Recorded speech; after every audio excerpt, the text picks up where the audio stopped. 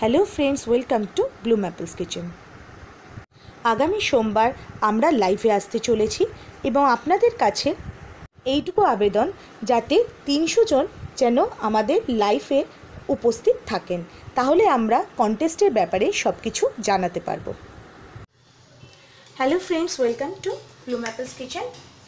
আমরা রেগুলার বেসিকে একই ধরনের মাছের রেসিপি খেতে খেতে অনেকটা হাঁপিয়ে উঠেছি। তো আজকে আমি কাতলা মাছেরই একটি অন্যরকম রেসিপি করব। প্রত্যেকটা রেসিপির যে নাম হবে এমন কোনো কিন্তু ব্যাপার নেই। আজকের আমার রেসিপিটাও ঠিক সেরকমই, একটু ইনোভেটিভ, আমার নিজের মর্জির একটি রান্না। কাতলা মাছের আমি পেটির পিসগুলোকে নিয়ে নিয়েছি, আর আমি ফ্রাইং প্যানে তেল গরম করতে বসিয়ে দিয়েছি। পেটির পিসগুলোকে আমি নুন হলুদ মাখিয়ে রেখে দিয়েছি, তেল গরম করতে বসিয়ে দিয়েছি। এবার প্রত্যেকটা পিসকে আমি ভালোভাবে ভেজে তুলে নেব।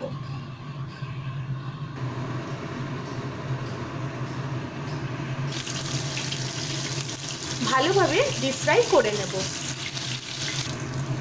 মাছ ভাজা হয়ে গেছে, এবার আমি তেল থেকে মাছগুলোকে তুলে নেব।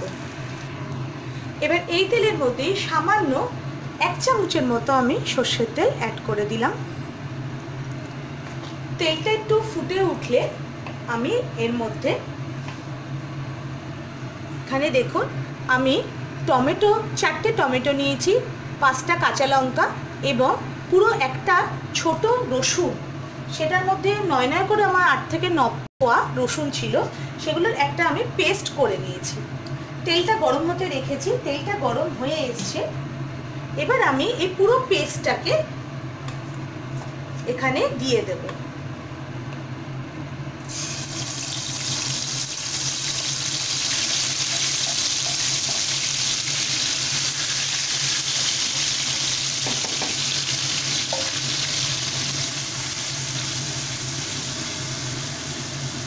ভালোভাবে মশলাটাকে কষিয়ে নিচ্ছি।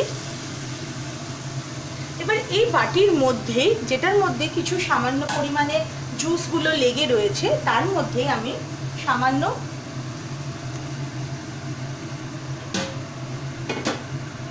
বাটির মধ্যে আমি নিয়ে নিচ্ছি সামান্য হলুদ গুঁড়ো এবং সামান্য কাশ্মীরি লঙ্কার গুঁড়ো।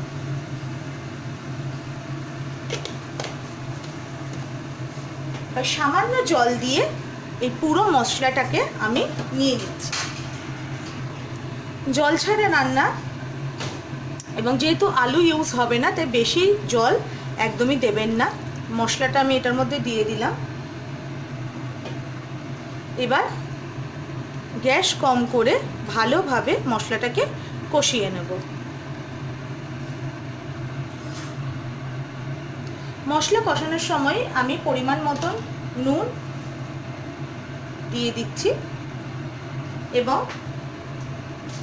স্বাদ মতন একটু চিনি দিয়ে দিচ্ছি।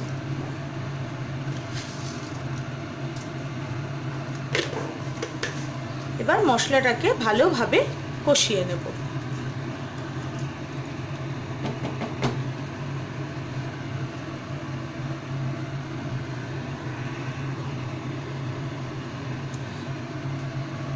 কিছুক্ষণ কষিয়ে নেওয়ার পরে এবার একটু গ্যাসটাকে ফুল ফ্লেমে দিয়ে মশলাটাকে আমি ভাজা ভাজা করে নিচ্ছি।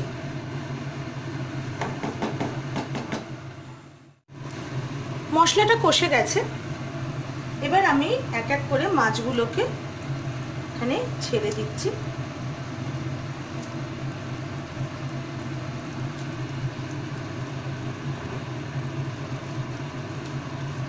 একটু জাস্ট হালকা হাতে একটু নাড়াচাড়া করে নিচ্ছি।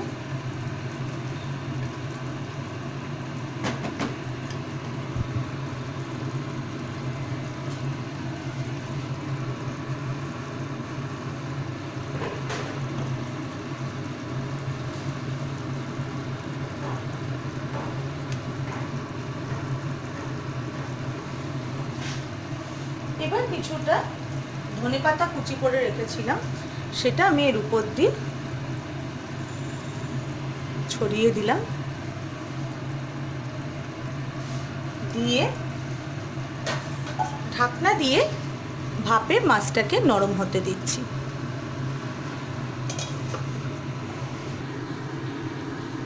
গোটা 10 মিনিট আমি ভাপে রেখেছি।